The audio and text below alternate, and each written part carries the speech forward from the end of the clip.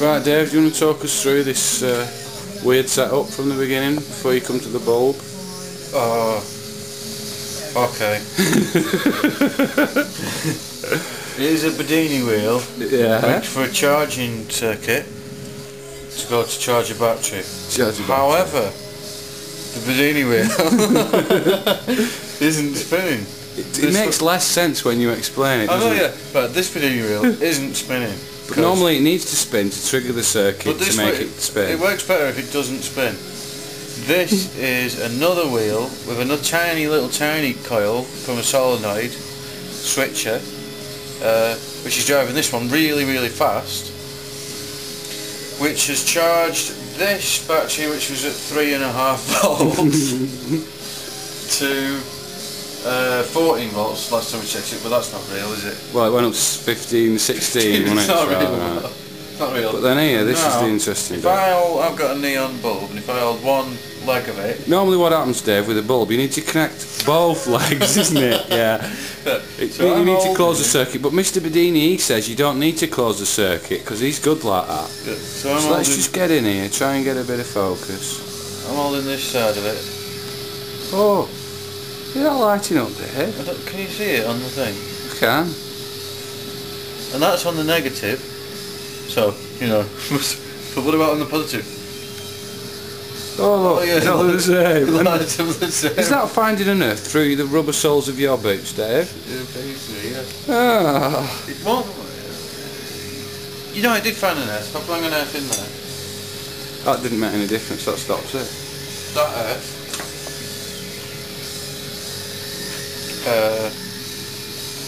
Then I can do it on that earth and I can do the same thing, but only as good as me. Yeah, you're good. I'm as good an earth as the earth, apparently. And this Bedini wheel, although it's almost silent, tiny, you can put it in your pocket with a coil as big as the end of my thumbnail. With the multimeter. Ah. Honestly. Well, the thing is, this is the Bedini wheel without the wheel.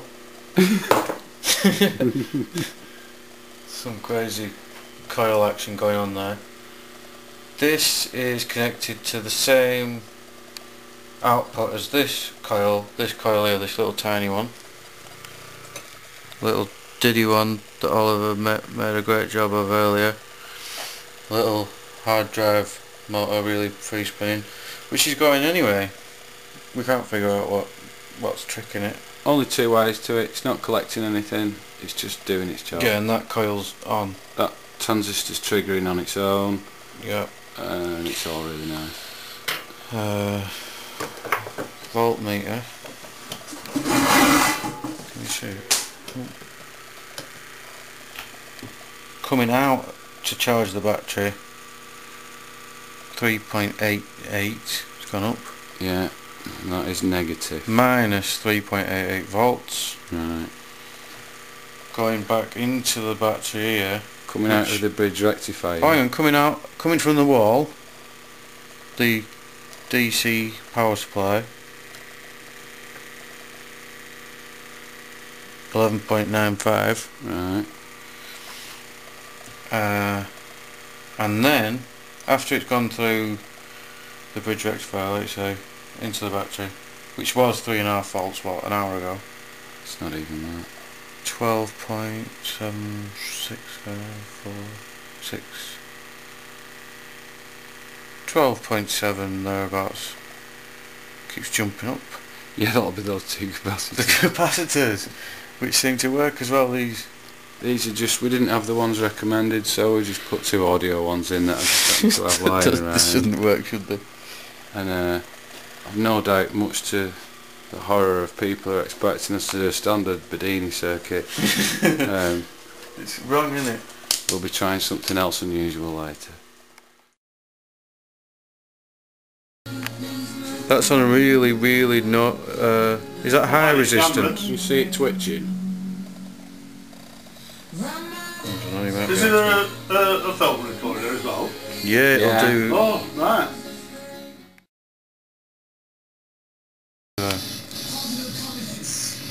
Here's a good one, right? There's the Bedini circuit with a coil and no wheel running it.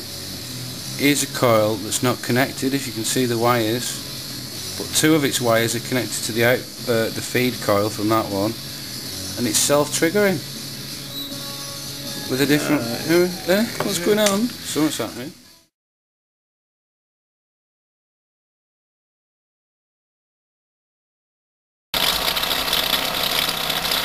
I was instructed, 1 AM radio, one little Bedini motor, we just deliberately detune it. Oh, it sounds rubbish, the wheel's wobbling, it's all gone rubbish. Alright, we're watching.